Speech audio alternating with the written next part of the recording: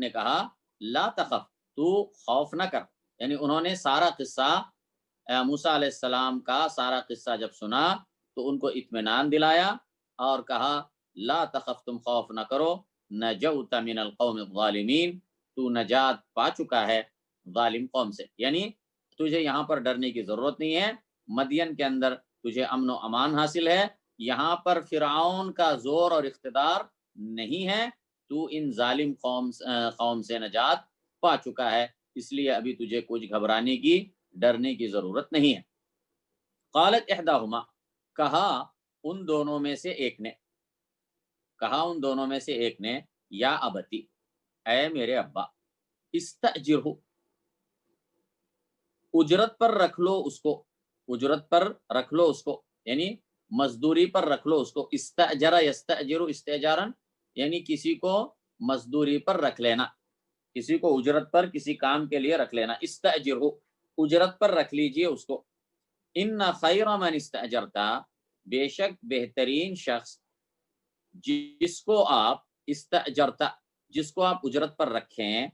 القوی الامین ہے، یعنی بہترین مزدور کیا ہے؟ وہ ہے جو القوی الامین ہو، یعنی جس میں قوت اور امانت ہو، القوی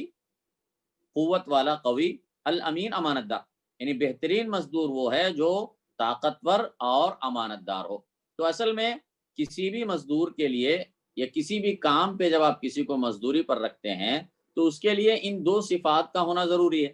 پہلی صفت ہے قوت اور دوسری صفت ہے امانت۔ قوت کا مطلب یہ ہے کہ جس کام پر آپ اس کو رکھ رہے ہیں اس کام کو ادا کرنے کی اس میں صلاحیت، قابلیت اور قوت ہو، یہ القوہ ہے یا القوی۔ اور دوسری چیز ہے امانت داری، کہ کام آتا ہے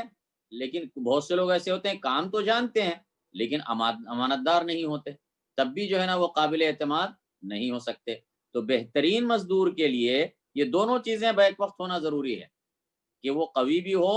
اور امین بھی ہو۔ تو ان لڑکیوں نے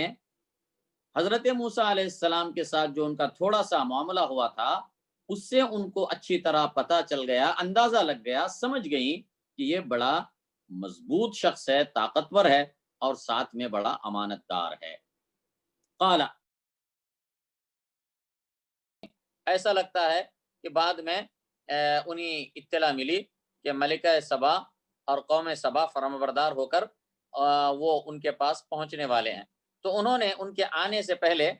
اپنی نبوت کی شان کو اس پر ظاہر کرنے کے لیے انہوں نے یہ طریقہ اپنایا۔ تو انہوں نے کہا کہ سرداروں سے کہا جو اس میں بیٹھے ہوئے تھے، جن بھی تھے اور انس بھی تھے، کہ تم میں سے کون اس کے عرش کو یہاں پر لے کر آئے گا قبل اس کے کہ وہ یہاں پہنچے، ان کے یہاں پہنچنے سے پہلے اس کے عرش کو کون یہاں پر لا سکتا ہے۔ قال عفریت من الجن، کہا ایک عفریت نے، یعنی انتہائی زوراور اور توانا اور طاقتور جن نے، سرکش جن نے، قال عفریت من الجن، کہا ایک عفریت نے جنوں میں سے، انا آتی کبھی، میں لے کر آؤں گا اس کو، میں لے کر آؤں گا تیرے پاس اس کو، آتی کبھی، میں لے کر آؤں گا تیرے پاس اس کو، قبل ان تقوم من مقامک، قبل اس کے کہ تو اٹھے تیرے مقام سے، یعنی تیری مجلس سے، یعنی حضرت سلیمان کی مجلس ہوتی تھی تو اس مجلس کے اختتام پذیر ہونے سے پہلے، مجلس کے ختم ہونے سے پہلے، جو ان کے اٹھنے کا، مجلس سے اٹھنے کا وقت تھا ختم کر کے مجلس کو، اس سے پہلے میں یہ عرش حاضر کر دوں گا۔ یہ اس عفریت جن نے کہا، انا آتی کبھی قبل ان تقوم من مقامک، کہ میں لے آؤں گا تیرے پاس اس کو قبل اس کے کہ تو اٹھے تیرے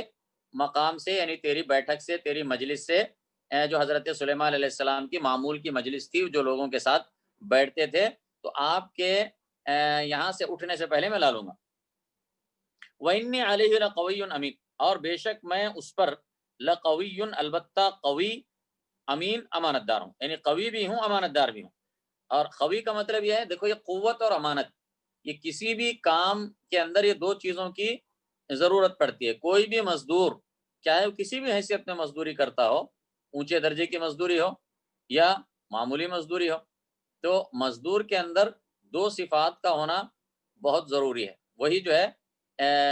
لائق مزدور کہلاتا ہے یا قابل اعتماد ہوتا ہے؟ پہلی بات یہ ہے کہ قوت ہو اور دوسری امانت۔ قوت کا مطلب یہ ہے کہ جو ذمہ داری، جو کام اس کو سونپا جا رہا ہے، اس کام کو صحیح طریقے سے ادا کرنے کی اس میں قابلیت ہو، اس کو صحیح طریقے سے وہ ادا کرنا جانتا ہو، یہ قوت۔ دوسری امانت ہے کہ وہ امانت دار ہو، خیانت نہ کرے۔ تو ایک تو اس کی علم اور قوت ہے، دوسرے اس کی امانت داری ہے۔ تو اس نے کہا کہ میں اس پر قوی بھی ہوں، یعنی یہ کام میں کر بھی سکتا ہوں، آسانی سے میں اٹھا کے لا سکتا ہوں، اور دوسری بات یہ ہے کہ میں امانت دار بھی ہوں، اس تخت میں کوئی چوری نہیں کروں گا، اس کے اندر میں کوئی خیانت نہیں کروں گا، اس میں کوئی تبدیلی نہیں کروں گا۔